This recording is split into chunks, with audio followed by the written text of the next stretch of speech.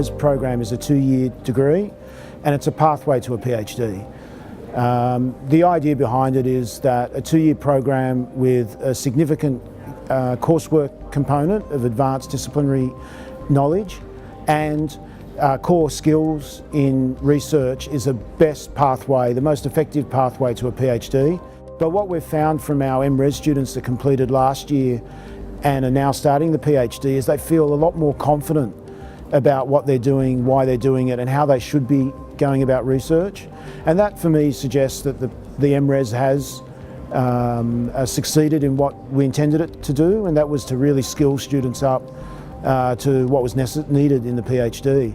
Well, I've gone from knowing nothing to now being able to embark on a project. The journey last year, in my first year of my Master of Research, was jam-packed full of learning and just discovering new research methods. And for me, I had not much of a background in statistics, and so that was quite a big journey for me last year, learning how to do quantitative analysis and also learning a lot of qualitative techniques, how to interview well, all of those kinds of things, how to conduct a case study. And so those things I had to learn from scratch, which is quite different to entering into a degree where it's coursework. The MRes at Macquarie is unique and largely because of its design and the amount of effort that went into ensuring that it provided the core skills and experience needed to go into the PhD program. So from its very inception, the emphasis was on the training, not just the knowledge, but the skills and the aptitude that students will need to be successful PhD researchers.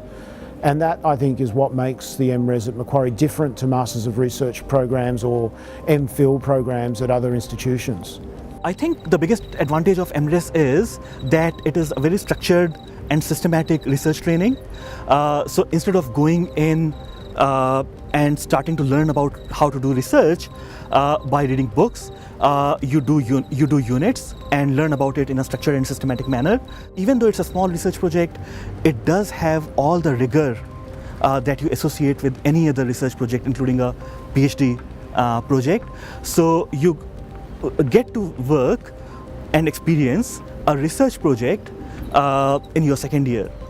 Really how I feel about the MRes, it's just given me that foundation to move into the PhD, and I feel pretty clear about my voice as a researcher, and I could only have done that through doing 2 years of the MRes. I really believe it's helped me become quite clear about the sort of researcher I am. I think if I didn't have those research skills, I'd be drowning. That's how I feel. I think it's been really important to spend time and get those foundation skills, and because they are skills and you need practice and you need people helping you develop those skills. It's not just something that you'd naturally develop.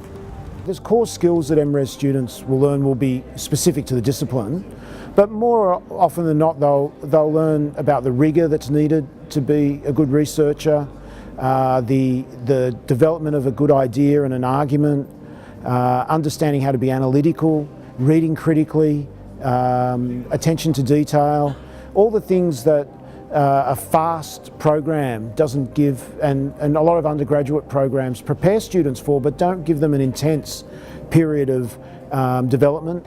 And that's what the MRes, I think, does really well. But it's not just about writing a brilliant idea, but it's how you structure it, how you develop the argument, how you prove it, and the attention to detail that's needed to meet academic standards. If you're planning on going into research, do the MRes. It gives you a lot more time and thought and planning to carry on and do a PhD, which is a lot more daunting and a lot harder. There were plenty of blood, sweat and tears, but all unbelievably worth it at the end of the day. The small achievements that you do end up making that are rare, they are so big that they overshadow all of those blood, sweat and tears. I believe the MRes is really powerful because at the end of the whole thing, students have produced a major contribution in knowledge in their field. They feel like they've said something meaningful, and that for a researcher is, I think, the ultimate aim of of the exercise in the first place, and they have that. And that was one of the great things at the end of last year, where students were able to say, I wrote a thesis on this, and I feel like I've really said something important as a result of it. When you begin a research topic is, what contribution is this going to make? And it has to be an original contribution. And so I think by picking a topic that the community is all aware of and thinking about and exposed to in so many ways in the media, that I think if I can add to that in some way and perhaps contribute to a more well-balanced view of Chinese acquisition of Australian companies, then I'm contributing something to society. I really believe I feel quite confident as my voice as a researcher. I'm not perfect, I know I've got lots more to learn, but I feel really confident that I can move ahead, and I don't think I would have without the MRes, there's no doubt about that. So I'd say to anyone who's interested, it's a challenge, but it's like everything. There's a lot of reward you get by doing hard work and coming to the other end of it. What sparked this is I've got a passion for mentoring. I have had for a long time, not just refugee. I've worked with children's mentor programs, staff mentor programs.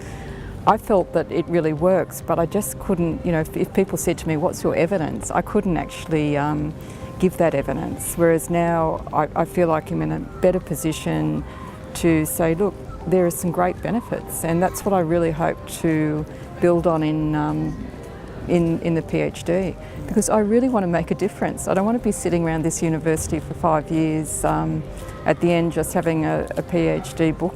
I want to make some differences to social policies and make sure they're informed by best practice.